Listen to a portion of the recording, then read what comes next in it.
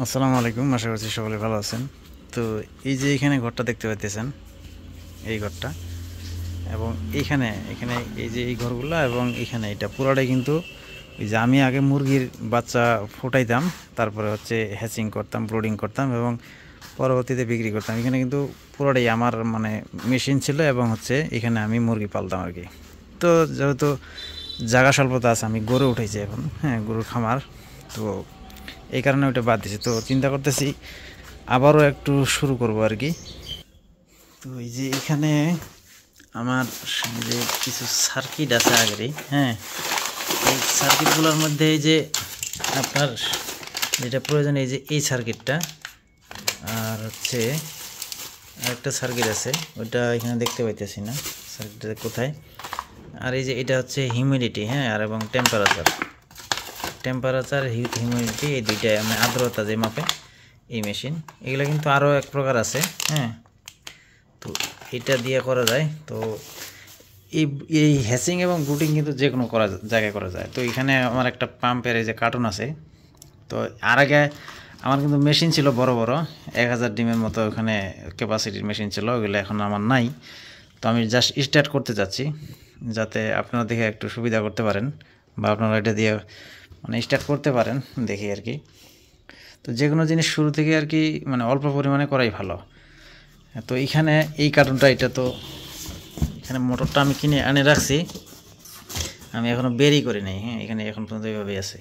তো এটা এইখানে কিন্তু আপনার সর্বোচ্চ 20টা ডিম হয়তো এখানে ধরতে পারে। তো 20টা ডিম দিয়ে আমি স্টার্ট করবো। তো বর্তমানে সামনে তো বর্ষাকাল আসতেছে, এখানে হাঁসের ডিম দিলে মানে সবচেয়ে ভালো হবে, হ্যাঁ।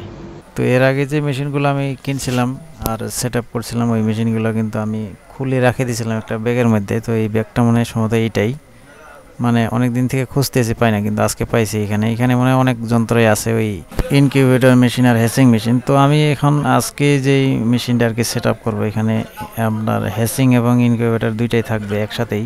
তো এখানে দেখতেই পাইতেছেন এই যে এই সার্কিটটা, এটা আর কি ছোটো মেশিনের জন্য বেস্ট, হ্যাঁ আর বড় মেশিনের জন্য হলে কিন্তু অন্য সার্কিট লাগবে। আর এটা হচ্ছে আপনার আর্দ্রতা বাড়ানোর জন্য, যেটা হচ্ছে ফগ তৈরি করে ওই মেশিন। তো এইখানে ইনপুট এবং আউটপুট লাইনগুলো একটু ভালো করে টেপ দিয়ে লাগাই দেবো, কারণ এগুলো অনেক দিন থেকে পড়েছিল, এই কারণে টেপগুলো একটু উঠে গেছে। আর ইনপুট আউটপুট লাইনগুলো একটু লাগানো খুবই সহজ, এটা দেখলে একটু বুঝতে পারবেন, ওখানে লেখাই আছে।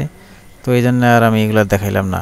তো এখন উপরের কার্টুনটার যে ঢাকনাটা আছে ওইখানে মাছ বরাবর একটু ফোটা করে এই যে তারটা ওইখানে ঢুকাই দেবো। তো এরপরে তারটাকে হচ্ছে কার্টুনের ঢাকনাটা দিয়ে ভেতর দিয়ে ঢুকায়, তারপরে এখানে হচ্ছে একটা হোল্ডার লাগাই দিতে হবে। তারপরে এখানে হোল্ডারটা লাগানো কমপ্লিট হইলে এটা একটু টেনে একটু উপরে উঠাই দিব, আবার এবং উপরে একটা গিরো দিয়ে দিব, মানে গিট দিয়ে দিব। এরপরে টু পিনটা এখানে লাগাই দেবো ইনপুট লাইনে। তো এটা যেহেতু 25 থেকে 30টা ডিমের মতো ক্যাপাসিটি, তো এই জন্য কিন্তু আপনি এখানে ওই 25 ওয়াটের বাল্ব দিলেই কিন্তু যথেষ্ট। তো কারেন্টের লাইনটা লাগাই দেওয়ার পর দেখতেছি সার্কিটটা ঠিকই আছে, এখানে বাতিও জ্বলতেছে, এই যে দেখতে পাচ্ছেন বাতিটা জ্বলতেছে। এখন এখানে যে আপনার এই যে সেন্সরটা আছে তাপমাত্রার, এখন এই সেন্সরটা ঠিক আছে কিনা এটা একটু টেস্ট করতে হবে। তো ডিম ফোটানোর জন্য একটা সঠিক তাপমাত্রা কিন্তু এখানে সেট করে দিতে হবে, এবং ওই পর্যায়ে গিয়ে তাপমাত্রা যদি উঠে তাহলে এটা অটোমেটিক বন্ধ হয়ে যাবে, এবং কতটুকু নিচে নামিয়ে আসলে অটোমেটিক এটা অন হবে সেটাও কিন্তু এখানে সেট করে দেওয়া লাগে। তো এইখানে 39 বর্তমানে সেট করা আছে, এই কারণে কিন্তু 39-এ গিয়ে বন্ধ হয়ে যাইতেছে। আর নিচের তাপমাত্রাটা কিন্তু এখানে 34.6 দেওয়া আছে, এই কারণে কিন্তু 34.6 এসে কিন্তু এটা চালু হয়ে যাচ্ছে অটোমেটিক। তো যেহেতু একটা নির্দিষ্ট তাপমাত্রা এটা চালু হচ্ছে আর বন্ধ হচ্ছে, তার মানে এটা বোঝা যাচ্ছে যে সার্কিটটা ঠিক আছে। তো এক এক ধরনের ডিমে কিন্তু এক এক ধরনের তাপমাত্রা হয়, তো এটা আমাদেরকে সেট করে নিতে হবে। তো আপাতত কিন্তু ইনকিউবেটর মেশিন মোটামুটি ঠিক হয়ে গেছে, সেট আপ করা হয়ে গেছে। এখন এখানে ডিম দিতে হবে, ডিম আনার জন্য কিন্তু আমাকে একটু বাজারে যাইতে হবে।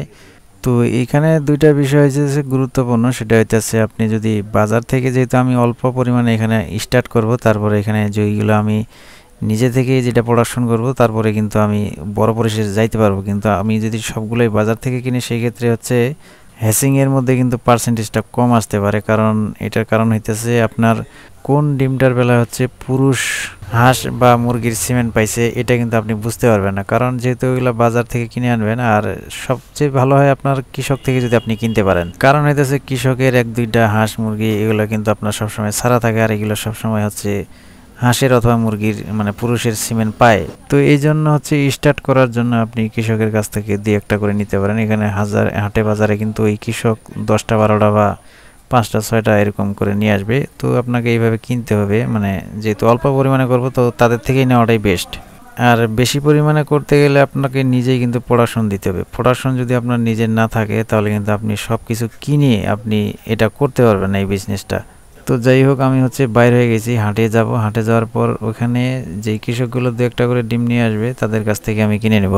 তো এখন কথা হইতেছে আমি কিন্তু হাটে আসছি, হ্যাঁ। হাটে আসার পর এখান থেকে সবার কাছ থেকে ডিম কিনছি, কৃষকের কাছ থেকে। এই সময় আমার ক্যামেরাটা অন ছিল, কিন্তু দুর্ভাগ্যজনকভাবে এখানে হচ্ছে ক্যামেরাটা উল্টো দিকে ছিল। এই যে দেখেন আমার গেঞ্জিটা। বাজারে যাই যে দেখেন এখানে এই কটা ডিম পাইছি। এখানে প্রায় 70টার মতো ডিম আছে। তো এই 70টা ডিম আমার এক হালি ডিম নিছে 70 টাকা করে। তো সেই হিসাবে 17.5 টাকা করে প্রতি পিস ডিম আমার পড়ছে। তো এখানে হয়তো এই ডিমগুলো যেহেতু হচ্ছে গ্রামের মানুষের, কৃষকদের, তো সেই হিসাবে ওইগুলো ডিমগুলো ছাড়া থাকে, মানে হাঁসগুলো ছাড়া থাকে। তো আশা করতেছি যে প্রায় 99% আর কি ডিমে হচ্ছে মানে হাঁসা যেটা আছে, যে পুরুষ যে হাঁস, এই হাঁসের আর কি সিমেন্ট ইয়াটা মহিলা হাঁসটা পাইছে। তো সেই ক্ষেত্রে দেখা যাচ্ছে যে 85% বা 90% এরকম, অথবা হেজিং আসতে পারে এরকম পার্সেন্টেজের। তো দেখা যাক। তো এখন আর সময় নাই, এই ডিমগুলো আমি আগামীকালকে আরেকটা ভিডিওতে কীভাবে এগুলো বসাইতে হয় বা বিস্তারিত আমি এগুলো তুলে ধরার চেষ্টা করব।